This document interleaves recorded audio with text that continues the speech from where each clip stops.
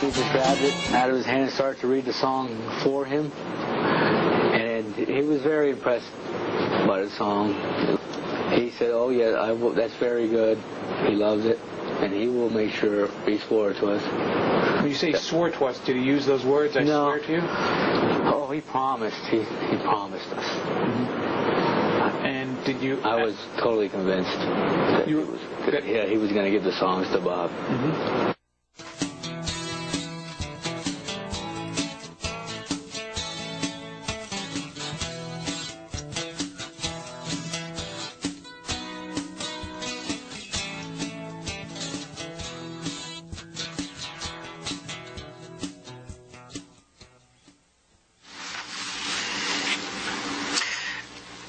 Let's go back to the Jones Beach concert, if we may, to the time when you offered the tickets to Mr. Damiano before the concert actually took place. Okay.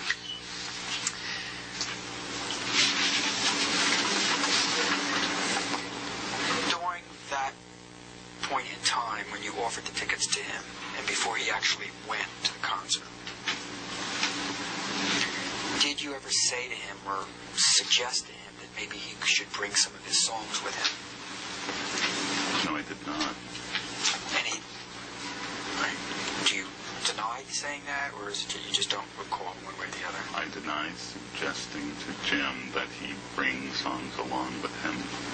I did, however, concur with him when he asked me, "Do you think I should bring my songs with me?" I said, "Sure, why not? What could it hurt?" Jim handed the book, started to hand the book to him, and then someone else came over and took the lyric, whether it was a book or an envelope with the lyrics in it, took this package and walked towards the bus along with the other people, and they all got onto the bus, the door closed, and the bus drove away. More questions. Okay. So we can end the inconvenience for you. You said you met Mikey Harris through her son Duke. No, I met Mikey Harris first at Tony Tiller's house at a party.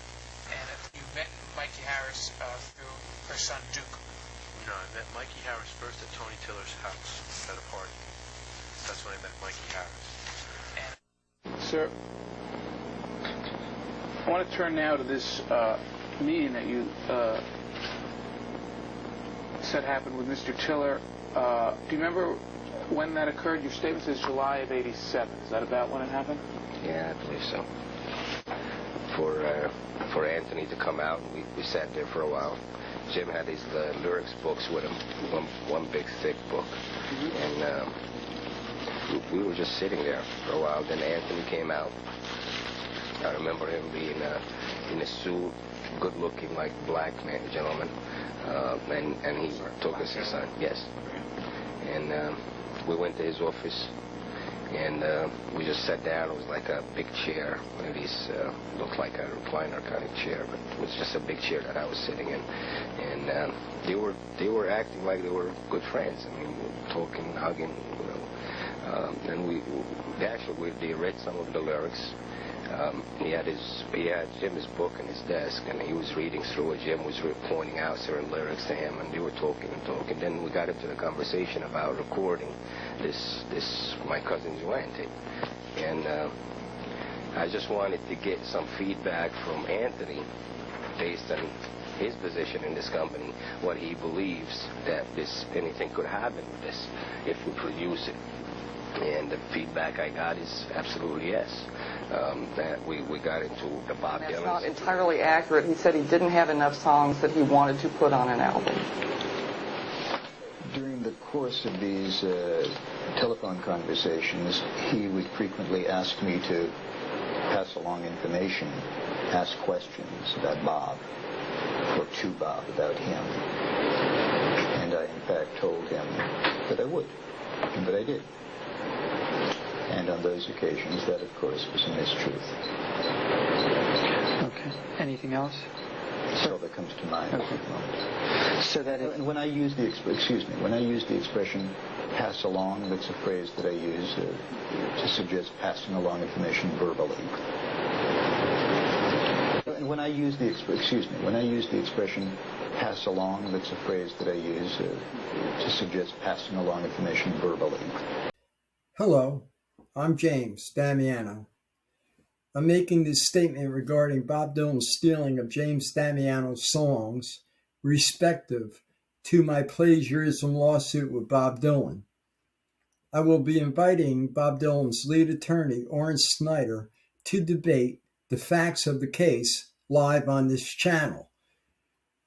I will be emailing Mr. Snyder sometime this week and will post the date when the date and time is confirmed and established.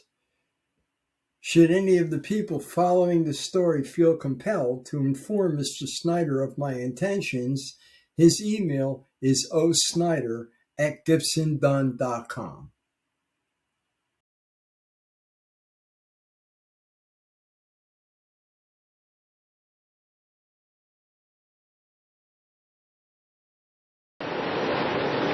Does he read? Is he getting Jim Damiano's lyrics? And I remember the answer, yes. He's been reading his lyrics, and I even remember recalling Anthony bringing up Bruce Springsteen's name. And I was just like from nowhere. I never heard that before, but it just came up that Jim's lyrics was also given to Bruce Springsteen, which I knew who that was. And I remember leaving this meeting with a very good feeling. Okay, I was convinced by Anthony if I produce this record, if I pay for it, that it could end up being a very big hit. Okay, sir. And that's basically what happened at the meeting? That's basically it. I left there with very good vibes. And if you could tell us what the office looked like in a little more detail. Were there records on the wall? There were records in the lobby. I know that. Mm-hmm. There were a bunch of records in the lobby. I was only in that building that one. Can you list for me, sir, what other songwriters, other than Mr. Damiano, whose material you had on any shelf in your office while employed either by CBS or Sony? Songwriters. Do the Gershwins count? Appreciation, anything. Tokens of appreciation. Or gifts, anything that you can think of. None that I can recall, but if I did it as a friend to a friend, because I considered Jim a very good friend. And I occasionally give my friends things as my friends give me things. Okay. And do you recall, let me try to refresh your recollection, if I may. I deny suggesting to Jim that he bring songs along with him. I did, however, concur with him when he asked me, do you think I should bring my songs with me? I said, sure, why not? What could it hurt? Are those the words you use? Sure, why not? What could it hurt?